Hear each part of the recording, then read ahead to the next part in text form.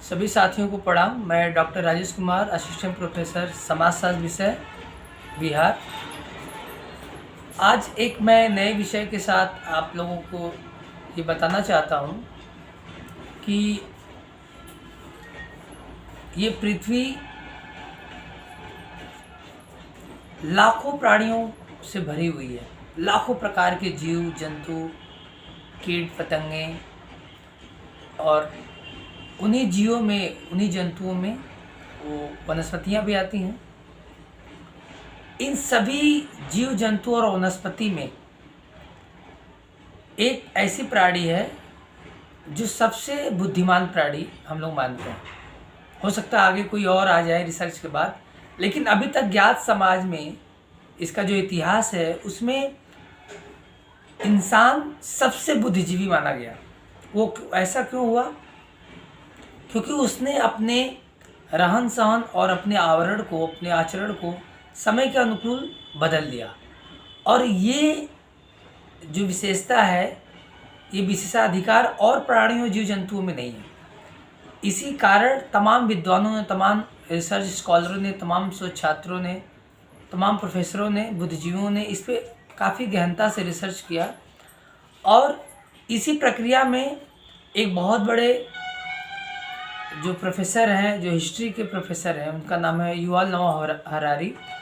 वो हिस्ट्री के प्रोफेसर है और उसने तमाम अच्छे अच्छे रिसर्च जो है इस दुनिया को दिए। उसी प्रक्रिया में उनकी, अभी मैं कुछ दिन पहले एक किताब पढ़ रहा था, होमो सेपियंस। होमो सेपियंस का अर्थ होता है बुद्धिमान प्राणी या बुद्धिमान मानव। ये लगभग 1.5 लाख साल पुरानी कहानी है कि जब मानवों ने अपनी पहचान खुद से बनाने शुरू कर दी। अभी तक तो प्रकृति ने हम सभी को, जैसे कि और जीव जंतु हैं, जिस प्रकार प्रकृति ने उनको इस पृथ्वी पर या और भी ग्रहों पे, जो अभी जानकारी नहीं है कहाँ कहाँ किस प्रकार के और भी तरह के जीव जंतु रहते हैं, क्योंकि हम सभी लोग पृथ्वी पे हैं तो पृथ्वी की के बारे में हम लोग बहुत गहनता से और ज़्यादा जानते हैं। तो इसी वजह से ये जो आज मनुष्य है, जो सबसे सुप्रीम एक तरह से एस्पेक्ट है इस पृथ्वी का, जो सबसे लीजेंट है, जो सबसे विवेकी और सबसे बुद्धिमान प्राणी है, वो अपने बारे में अपने सहूलियत के अनुसार चीज़ें बनानी शुरू कर दी, आवरण को बेहतर बनाना शुरू कर दिया। इसके इतर और भी जितने तरह के प्राणी हैं, जीव जंतु हैं, जितने भी कीट पतंगे हैं, जितने भी वनस्पतियां हैं, उसमें परिवर्तन तो हुआ, ऐसा नहीं कि बिल्कुल परिवर्तन नहीं हुआ, लेकिन उस कदर परिवर्तन नहीं हुआ जिस कदर मनुष्यों के व्यवहार में और उनकी जिंदगी में आया। और ये बात बताने से पहले मैं होमो सेपियंस और युval नोआ हरारी साहब के वक्तव्यों को आप लोगों के समक्ष साझा करने से पहले मैं इस पृथ्वी का एक बहुत ही विचाराधीन प्राणी, जिसको कार्ल मार्क्स के नाम से लोग जानते हैं, ये एक प्रक्रिया है। दरअसल इसको ज्ञान की प्रक्रिया कहा जाता है। इस ज्ञान की प्रक्रिया में बहुत सारे नाम हैं, लेकिन कुछ ऐसे नाम हैं जो सबसे ऊपर है। और इन सभी के ऊपर जो सबसे पहला नाम आता है वो नाम है गौतम बुद्ध का नाम है। लोग उनको गॉड या भगवान गौतम बुद्ध कहता है, लेकिन मैं नहीं मानता कि वो कोई भगवान थे, क्योंकि वो हमें आप जैसे एक प्राणी थे जो कि एक परिवार में जन्म लिए, बाद में अपने विवेक और तर्क के आधार पर कुछ प्रश्न खड़ा किए समाज के समक्ष, जिसका जवाब समाज के पास नहीं था। तो उन उत्तरों को खोजने के लिए स्वयं अपना घर, एक राजा के बेटे थे तो अपना महल त्याग के चले गए, और कई 30-40 साल तक उन्होंने कई ऐसे प्रश्नों पर रिसर्च किया, अध्ययन किया। उसमें कोई भी तरह की लेबोरेटरी, एक स्पेसिफाई लेबोरेटरी नहीं थी, वो सोसाइटी को ही अपनी लेबोरेटरी मानते थे। और उसी लैब में तमाम तरह के जो सामाजिक, आर्थिक और राजनीतिक पहलू थे हमारे जीवन के, मनुष्यों के, उन तमाम तरह के प्रश्नों को जो समाज में आम थे, उन सभी प्रश्नों को खोजने का प्रयत्न किया और उसका हल उन्होंने खोज लिया। और जब उसका उत्तर उन्होंने खोज लिया तो उसके बाद उन्होंने चाहा कि क्यों ना हम इस दुनिया को, जो कि अंधकार और अज्ञानता से भरी पड़ी है, मूर्खता से भरी पड़ी है, और अविवेकी से उनका जो है कि एक व्यवहार, अविवेकशील व्यवहार है, वो कहीं न कहीं और मनुष्यों को नुकसान पहुंचा रहा है। तो क्यों नहीं इस दुनिया को बताया जाए। तो इस प्रक्रिया में जितने भी प्राणी आज इस पृथ्वी पे हुए, जो सबसे बुद्धिमान और सबसे त्यागी पुरुष जो हुए वो महात्मा गौतम बुद्ध हुए। बाद में तमाम तरह की शब्दों से, उपाधियों से उनको नवाजा गया, लेकिन वो ऐसे ही एक आम इंसान जैसे हम आप हैं वैसे ही थे। लेकिन बस उनके जहन में एक उद्देश्य, एक प्रश्न था कि वास्तव में जिन तरीके से मनुष्य गतिशील हो रहा है, उसमें जो जिस तरह की चुनौतियां हैं, जिस तरह की समस्याएं हैं, उसकी अनदेखी करके हम समाज में बढ़ते जा रहे हैं। तो उन्होंने सबसे ज़्यादा जो प्रहार किया वो ईश्वर के अस्तित्व पे। और बाद में उनको ये रिसर्च में, ये अध्ययन में सालों बाद ये मालूम चला कि कोई भगवान नाम की कोई चीज़ नहीं है, ईश्वर नाम की कोई चीज़ नहीं है। ये सब केवल एक अंधविश्वास और अतार्किक मूर्खतापूर्ण ये बातें हैं, इससे इतर कुछ भी नहीं। भगवान कोई है नहीं। और इस जवाब को देने के लिए वो कोई एक दो दिन ऐसे रिसर्च नहीं किए थे, 40 से 50 साल तक, या शुरू में कहो तो बहुत लोग मानते हैं 10 साल तक, 10 साल घर और अपने सारे जो माया जाल है, जितने भी तरह की जो है विपत्तियां थी, जितने भी तरह के एक तरह से संघर्ष थे उनके जीवन को, सभी को उन्होंने त्याग कर जंगल में चले गए। और तमाम वो प्रश्नों के जो आम जिंदगी में सभी के मन में होते हैं, वो सभी प्रश्नों के उन्होंने जवाब दिए एक एक करके। और उस समय भी, क्योंकि हिंदू धर्म जो है वो बौद्धिज्म से पहले ही था, लगभग 4000 पूर्व हिंदू धर्म का एक तरीके से जाना माना या पहचाना हुआ इतिहास लिखा गया। उसके पहले भी हो सकता है, लेकिन उस पर बहुत तार्किक रिसर्च कोई नहीं आ पाया कि उसके पहले क्या था।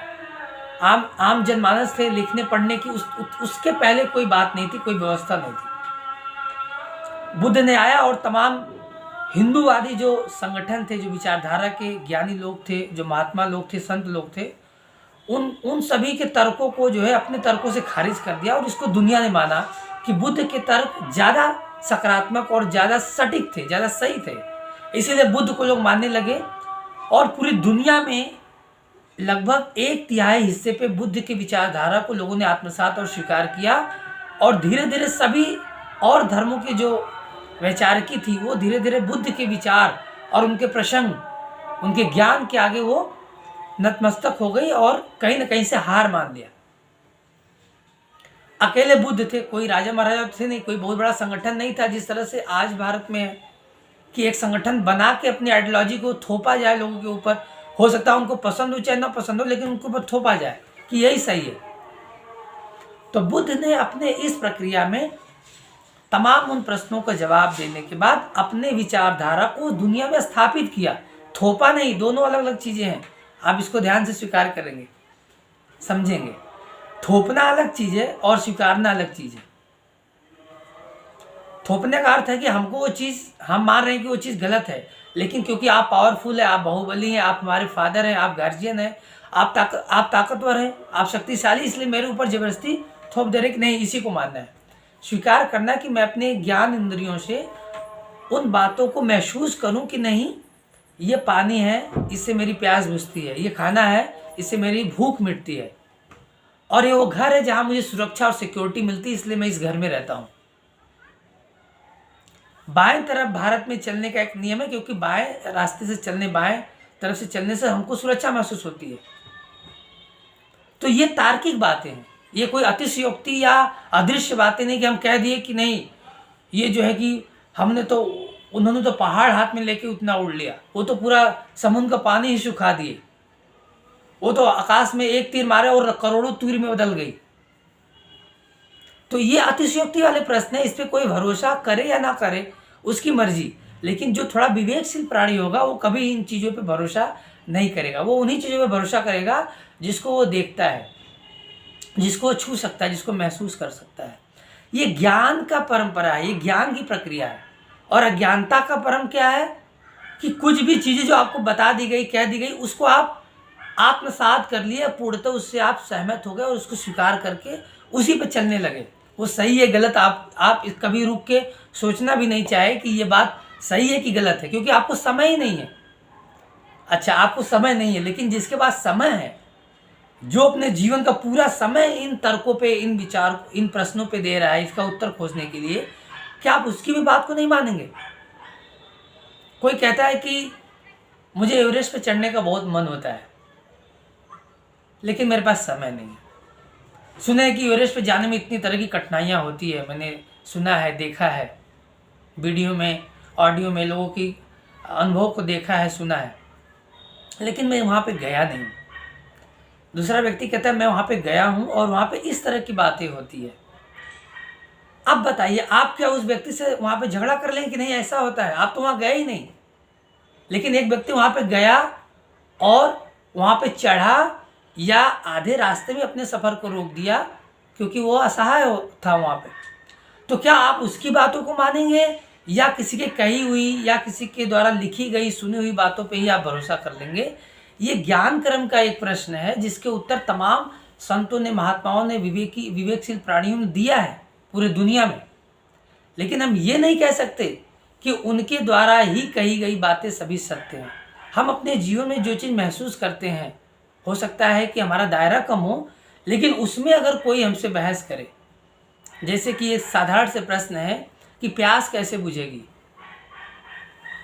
तो प्यास तो हम ये महसूस कर लिए कि पानी से ही बुझेगी।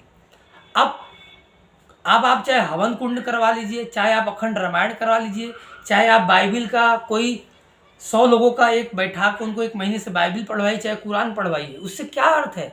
मुझे तो ये महसूस हो रहा है कि प्यास मेरी पानी से ही बुझेगी और भूख मेरी भोजन से ही मिटेगी। ये हो गया तार्किक और ज्ञान की क्रम।